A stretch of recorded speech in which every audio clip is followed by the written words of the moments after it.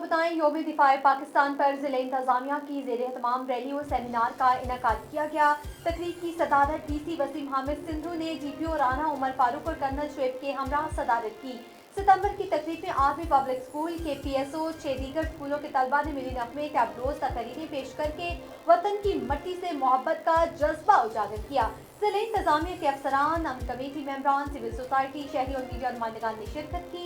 आज के दिन हमें पाकिस्तान के दुश्मनों को पैगाम देना है कि मुल्क महफूज हाथों में है। डिप्टी कमिश्नर और DPO का कहना था, जब तक सूरज चांद रहेगा पाकिस्तान तरक्की करता रहेगा। आज के दिन अपना मुहासबा किया जाए कि बहैसियत मुहिब वतन हम मुल्क की तरक्की के लिए अपना किरदार अदा कर रहे हैं। हर बंदा आज अहद करे कि मिलकर मुल्क की तरक्की के लिए किरदार अदा करेगा। 6 सितंबर अजीम फतह की निशानी का दिन है।